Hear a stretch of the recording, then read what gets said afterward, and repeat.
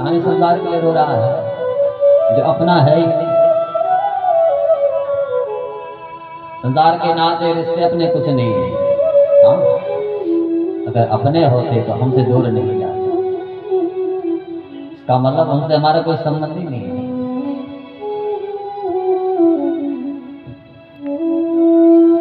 जिनको आज हम अपना मान रहे हैं, एक दिन उनसे हमारा वियोग होना है गारंटी। अगर वो हमारा अपना होता तो क्या हमको छोड़ करके जाता? इसलिए खूब समझाया संत ने, लेकिन आत्मनिर्भर कहाँ मान जाए। संत ने कहा कि भैया तो संसार के लिए रो रहा है, संतान के लिए रो रहा है, और कदाचित कालांतर में उसे ने तुझे निकाल दिया, फिर क्या होगा? हाँ? आज ही तो स्थिति है। हमारे एक संत ने एक सुंदर भाव लिखा कि किसी ने पूछा तेरा परिवार कितना है, किसी ने पूछा तेरा कारोबार कितना है, कि किसी ने पूछा तुम्हारा माल कितना है, पर किसी ने ये नहीं पूछा उस प्रभु से प्यार कितना।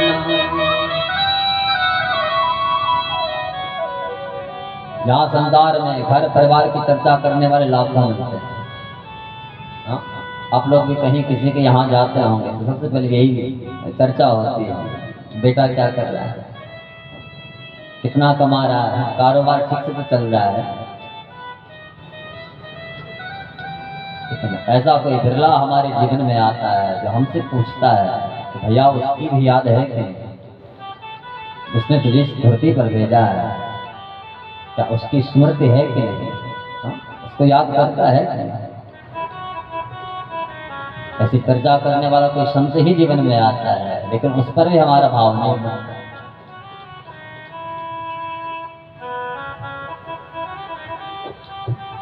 हमसे अच्छे तो पशु हैं।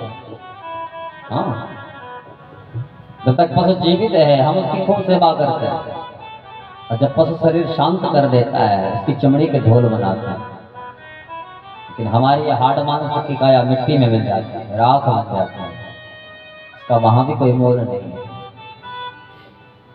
तो पशु जीते जिस सेवा कमाए और मरने पे भी काम आए, पर तेरी काया तो काम आने के काबिल नहीं।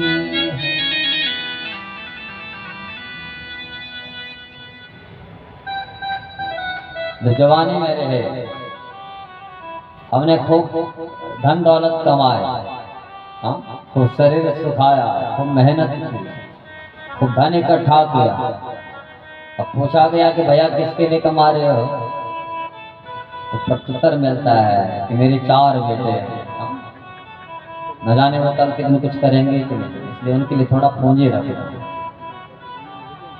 तुमने तो उनके लिए कमाया, लेकिन जब वो बड़े हुए उन्होंने तुमको उसी घर से निकाला और फिर कहाँ भेज दिया? वहाँ वृद्धाश्रम में, जिनके लिए तुम पागल थे और उनका तुम पर कुछ भाव ही नहीं। ये आज की स्थिति है वर्तमान में। कल हमने कहा था धन कमाओ लेकिन बच्चों के लिए नहीं, अपने लिए। अरे अगर पुत्र सुपुत्र निकल गया तुम्हारे पास कुछ नहीं होगा, तो इतनी मेहनत करेगा कि तुम्हारी संपत्ति को 10 गुना बढ़ा करके तुम्हारे चरणों में रख देगा। पुत्र कुपुत्र होगा तो उसके लिए तुम करोड़ों को इकट्ठा करके रख दो, 2 दिन में राख कर देगा। इसलिए पुत्र कुपुत्र तो का धन संचय, पुत्र सुपुत्र का धन संचय। पुत्र सुपुत्र हो जाए उसके लिए भी इकट्ठा करने की जरूरत नहीं है, और पुत्र कुपुत्र निकल जाए उसके लिए भी इकट्ठा करने की आवश्यकता नहीं। गई जवानी बुढ़ापा जो आया, सबको लगे रे अब तो पराया, कि बच्चे भी कहते हैं मर जा रे बूढ़े, अब तो कमाने के काबिल नहीं। जब तक आप कमा रहे थे तब तक आपके पुत्र का भी आपके प्रति भाव था, और जिस दिन रिटायर होकर के घर में बैठ गए उसको भी पता है आपको कमाने जाने वाला है, तो भाव ही नष्ट हो जाता है। हाँ, तो तब तक आपको अपना मान रहा है जब तक आपके पास धन दौलत है, और जिस दिन वो नहीं रहेगी तो जिसको हम अपना मान रहे हैं वो भी अपना नहीं मानता। जीवों की स्थिति है, सबकी स्थिति है। हाँ, सच्ची घटना है। तो वृद्धाश्रम में एक मैया ऐसे आश्रम में है जहां न पंखे हैं, और बेटा जब उसको मिलने आता है अंतिम सांसें मां ले रही है, आंखों में आंसुओं की धारा है। बेटा पूछता है कि मां क्यों रो रही है? तो मां मरते समय भी कह रही है कि बेटा एक काम करेगा, मेरी अंतिम इच्छा है। क्या? तो जहां जिस आश्रम में तूने मुझे रखा था, इस आश्रम में पंखे नहीं, क्योंकि आश्रमों की स्थिति आप सब लोग जानते हैं। तो बेटे ने कहा तो क्या कहा कि मेरी अंतिम इच्छा ये है कि यहाँ मेरे नाम से कम यहाँ पंखे तो लगा रहे। बेटे ने कहा कि माँ तो अब कह रही है जब अंतिम श्वास ले रही है, शरीर से चिदंश निकलने वाला है, तेरे अंदर ये भाव अब प्रकट हो रहा है। माँ ने कहा कि बेटा ये सुख मैं अपने लिए नहीं चाह रही थी, बोले मेरे अंदर ये भाव है आज मैं यहाँ हूँ, कल तेरे पुत्र बड़े होंगे तुझे यहाँ भेजेंगे, लेकिन तू यहाँ इसी स्थिति में नहीं रह पाएगा, क्योंकि उस माँ का उस पुत्र से भाव है लेकिन उस बेटे का नहीं।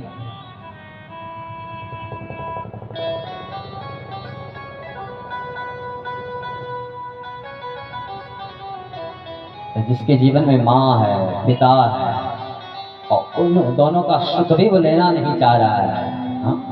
इससे बड़ा मूर्ख इस धरती पर कौन हो सकता है? तो परिवार धन्य होता है, वो बेटा धन्य होता है जिसके जीवन में माँ और पिता का सुख है, और माँ और पिता का सुख होने के बाद भी उन दोनों के प्रति हमारा भाव नहीं बन रहा है, उससे बड़ा मूर्ख इस धरती पर कोई नहीं हो सकता। इस बात का भी ध्यान रखना, जिसने माँ और पिता का तिरस्कार किया है उसका कभी उद्धार भी नहीं हो सकता। हाँ? और जो हम आज अपने माँ और पिता के साथ कर रहे हैं, कल के दिन हमारे बच्चे भी तो बड़े होंगे, वो भी तो देख रहे हैं। जो तुम उनके साथ कर रहे हैं वही तुम्हारे साथ भी होना है।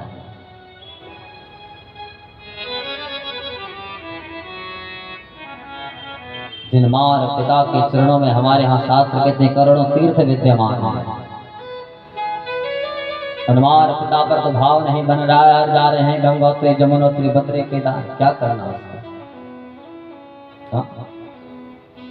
सबसे बड़ा तीर्थ घर में है, उस तीर्थ पर हमारा विश्वास नहीं है, उनके चरणों में हमारा कोई प्रेम नहीं है, तो करोड़ों तीर्थ कर फिर भी उद्धार होने वाला है।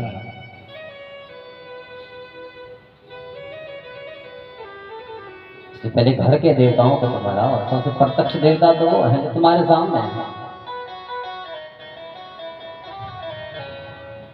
राम और कृष्ण कदाचित कभी किसी को दर्शन दे सकता है,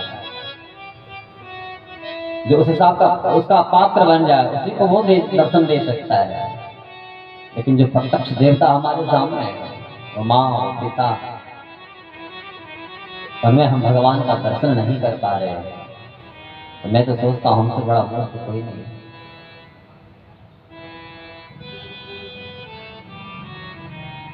ले गई जवानी बुढ़ापा जो आया, सबको लगे रे अब तो पराया,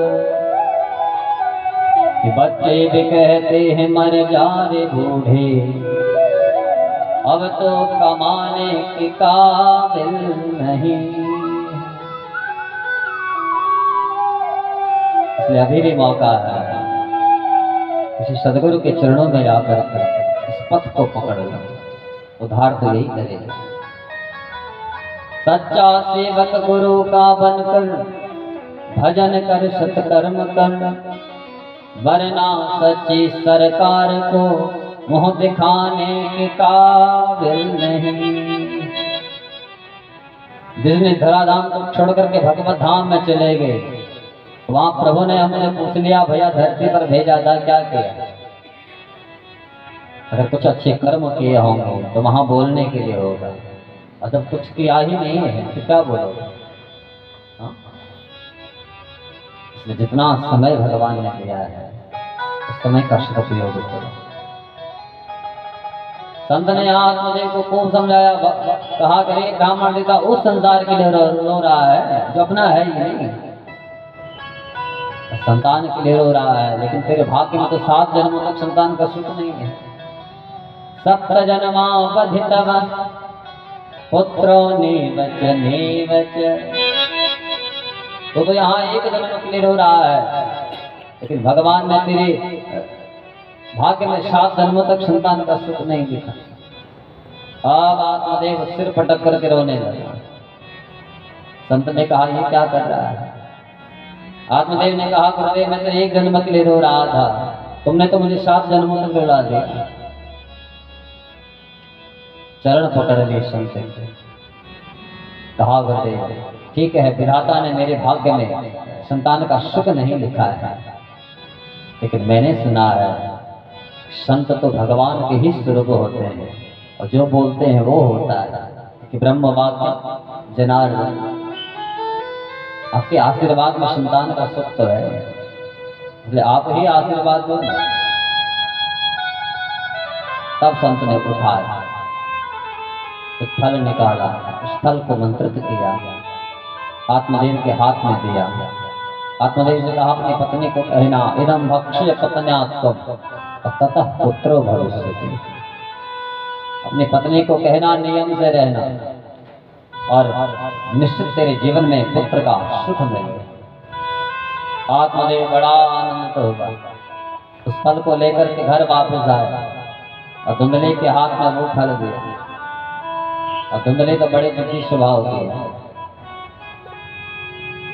आत्मदेव ने कहा, एक संत ने ऐसा आशीर्वाद दिया है कि ये फल खाएगी तो तेरे गर्भ में संतान आए। धुंधले ने फल तो लिया लेकिन खाया नहीं। आत्मदेव तो गए नगर भ्रमण के लिए, और इस धुंधली की बहन आ रही। सबसे पहले तो पड़ोसन को बुलाया, पड़ोसन से कहा कि बहन, मैंने मेरे जो पति हैं एक संत से फल लेकर के आया है, क्या संत के आशीर्वाद में वो चमत्कार हो सकता है कि मेरे जीवन में संतति आ जाए, संतान आ जाए? पड़ोसन ने कहा, अरे बहन, संत का दर्श तो भगवान की कृपा के फल स्वरूप मिलता है, बिना हरि कृपा मिला ही नहीं संसार। जब तक भगवान कृपा न करे तब तक संत का दर्शन नहीं हो सकता, और तुझ पर तो साक्षात भगवान ही यहाँ कृपा करने आए हैं, इसलिए संत का दर्शन हो गया और संत के हाथ में फल मिल गया। तुझे तो आंख मूंद करके खा लेना चाहिए। लेकिन ये धुंधली कहती है कि कदाचित तो मैंने फल खा लिया तो मेरे पेट में पुत्र आ गया, अरे फिर तो मेरा जो भोजन है वो भोजन तो कम हो जाएगा। भोजन कम होगा तो अल्प शक्ति, मेरे शरीर में शक्ति कम हो जाएगा। हाँ, पेट बढ़ेगा तो भोजन कम होगा, भोजन कम होगा तो फिर शक्ति ज्यादा नहीं रह पाएगा। कदाचित मेरे गांव में आग लग गई, लोग भागने लग जाएंगे, फिर मैं दौड़ूंगी। पड़ोसन ने विचार के, ये कैसी मूर्ख है, एक स्त्री का सुख रहता है मेरे गर्भ से संतान आ जाए, और स्वयं भगवान संत के रूप में इस पर कृपा करने के, अरे उस कृपा का अनुभव नहीं कर पा रही, उसका भाव ही नहीं कर पा रहा है। इसलिए लंबे हाथ ने कहा, कि तूने जो करना तू कर, मैं तो चल। तो पड़ोसन तो चली गई, लेकिन इसकी बहन आ, और बहन ने कहा कि तू चिंता मत कर, ऐसे संतों के चक्रों में मत पड़। हाँ, अरे तुझे संतान चाहिए तो मेरे यहाँ 9 पुत्र हैं, 10वां मेरे गर्भ में है, अगर तुझे संतान चाहिए ना, जिस दिन ये पुत्र जन्म लेगा उस दिन मैं तुझे दे दूंगा, तो मेरे पति को कुछ धन दे देना। तो धुंधले ने कहा इस फल का क्या करूं जो आत्मदेव लेकर के आया है।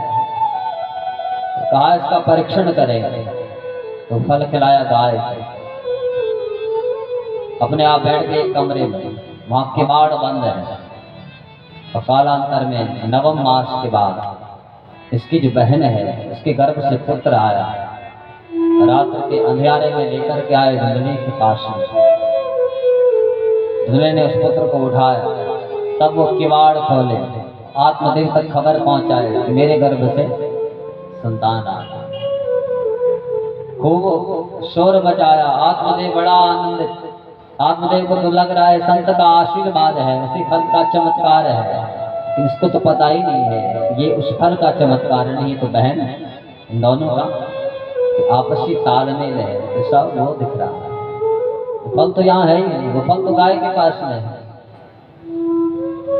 आत्मदेव गांव में गया, अपने पुत्र जन्म की जो बधाई है स्वयं दे रहा है, लेकिन कालांतर में उस गाय ने एक पुत्र को जन्म दिया, जिस गाय के पेट में संत का दिया हुआ वो फल। उसका परिणाम ये है कि गाय के पेट से जो बालक आया, सर्वांग सुंदरम दिव्यम, शरीर से दिव्य कांतिमान निकल रही है, पूरा मानव जैसा शरीर है और गाय के जैसे कान है।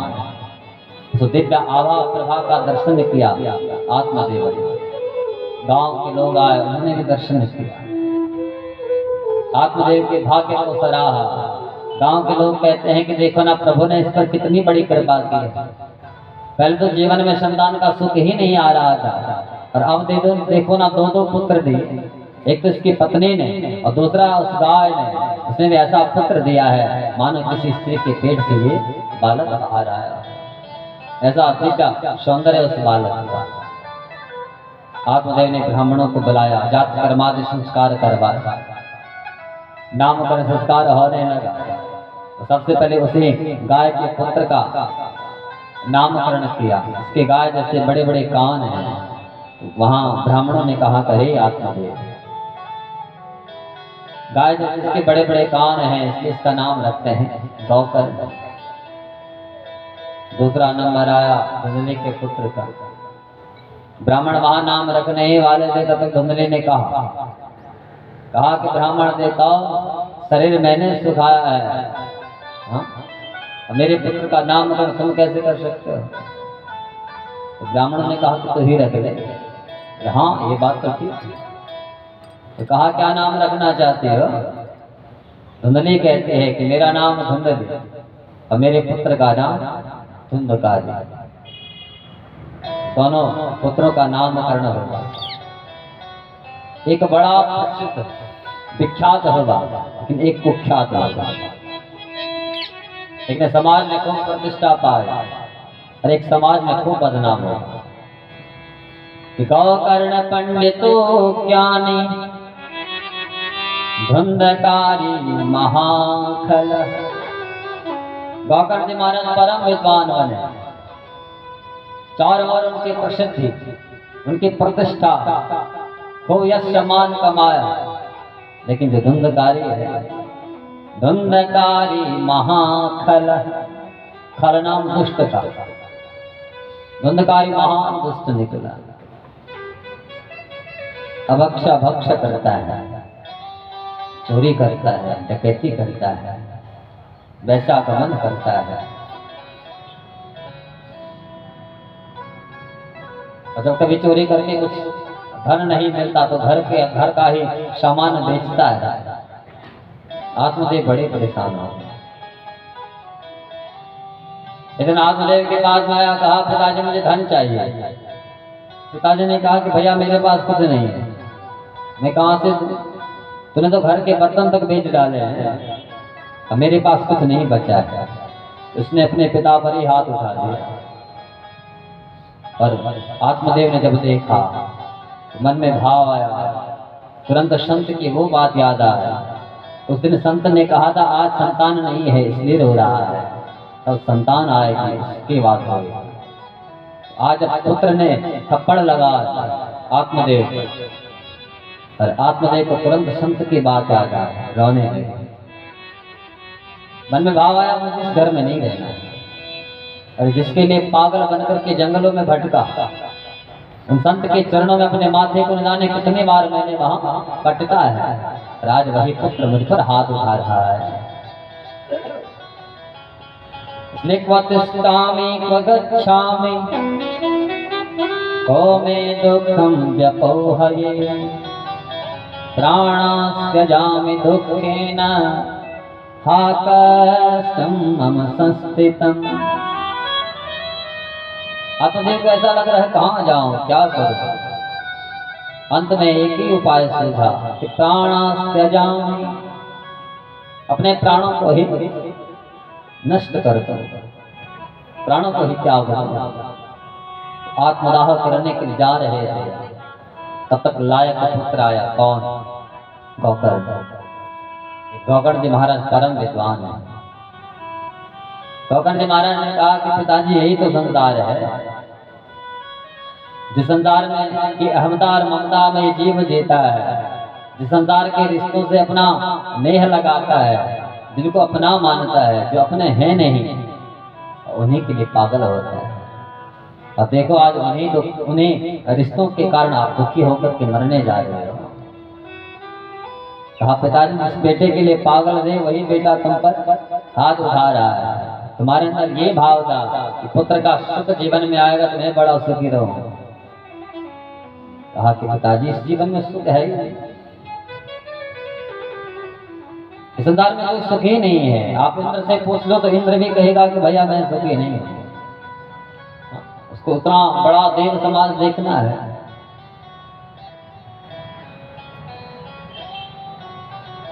इस संसार में कोई सुख पा ही नहीं सकता, क्योंकि सुख संसार में है ही नहीं।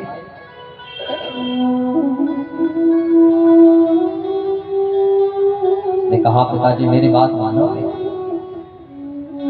आत्मदेव ने कहा क्या क्या कहना चाह रहे हो? तो 2 श्लोकों में यहाँ भागवत जी गोकर्ण जी महाराज ने अपने पिता को बड़े सुंदर उपदेश दिए। गोकर्ण जी महाराज जी कहते हैं कि पिताजी सबसे पहले इस शरीर से प्रेम करना छोड़ो। देहे मांस रुधिरे मतित्यजत्वं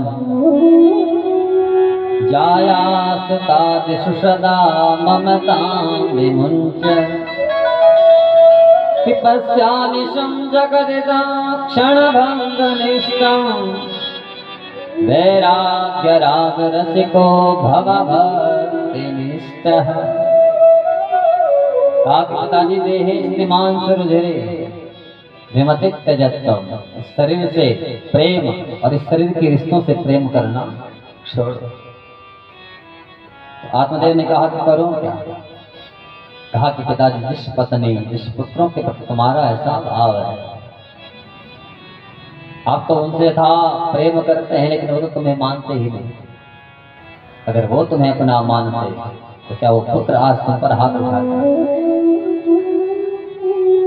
इसका मतलब ये अपने कोई नहीं, कि संसार केवल स्वार्थ के बस में रहता है। हाँ, यहाँ एक दूसरे से प्रेम है केवल स्वार्थ पर। पिता के पास संपत्ति न रहे, बेटा तब तक पिता को अपना मान रहा है तब तक उनके पास संपत्ति है, और जिस दिन संपत्ति बेटे के नाम हुई उस दिन हाँ तुम्हारा भी कोई काम है। ये स्थिति है। गोकर्ण जी ने समझाया, कहा पिताजी यही संसार है।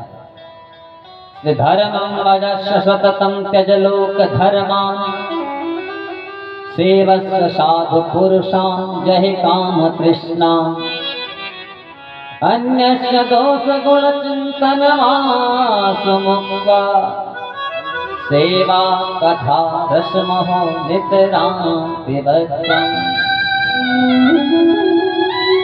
कहा पिताजी धर्मं वजस्य सततं त्यज लोक धर्मान्, लोक धर्म का त्याग करके भगवत धर्म को अपना लो।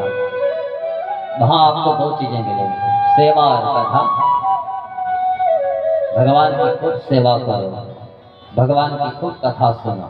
कहा पिताजी ये दोनों ही तुम्हारा कल्याण कर देंगे। अन्यथा इस पंचायती धर्मशाला में नेह लगा करके रखोगे तो यहीं के रहोगे। ये पंचायती धर्मशाला ही तो है।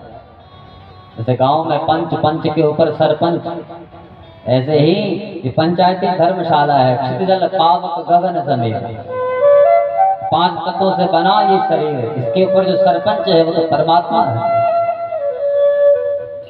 लेकिन विडंबना ये है, हम इसको अपना मानते हैं, जो अपना है ही, इस पर हमारा कोई अधिकार नहीं। हाँ, इस पर अधिकार तो उस परमात्मा का है। पिताजी, शरीर से प्रेम करना छोड़ो, भगवत धर्म को अपनाओ, सेवा तथा इन दोनों को जीवन में उतारो, तुम्हारा उद्धार हो जाएगा। तो जो लायक पुत्र है उसकी बात समझ में आ। तुरंत गौतम जी महाराज की भागवत जी की पोथी उठा और अपने पिता के हाथ में दी। आत्मदेव ने वो भागवत की पोथी उठाए और जंगल में चल पड़े। और श्री कृष्ण मापनियतम दशमस्य पाठा, भागवत जी के 10वें स्कंद का पाठ करते करते आत्मदेव ने जाने कब अपने शरीर को शांत कर दिया और भगवत धाम को चले गए। इधर गौतम जी के अंदर भाव आया, पिताजी तो चले गए, इन धुंधले और धुंधकारी के बीच में मैं नहीं रह सकता। हाँ, दुष्टों के बीच में संत नहीं रह सकता। धुंधले और धुंधकारी दोनों एक स्वभाव। और यहाँ गौतम जी महाराज के संत है, इसलिए गौतम जी महाराज ने उन दोनों को ही त्याग दिया। अरे तीर्थाटन निकल पड़े। सो जी महाराज कहते हैं कि सोन का दृश्य, इधर घर में माँ और पुत्र दोनों एक साथ। और एक दिन सायंकाल का समय, ये धुंधकारी आया, माँ से कहा कि माँ मुझे धन चाहिए। माँ ने कहा कि बेटा धन तो है ही नहीं, घर के बर्तन तूने बेच डाले हैं, अब मेरे पास कुछ नहीं बचा है। लेकिन धुंधकारी कहता है कि माँ यदि तूने मुझे धन नहीं दिया ना तो हनिशे लतया नचे,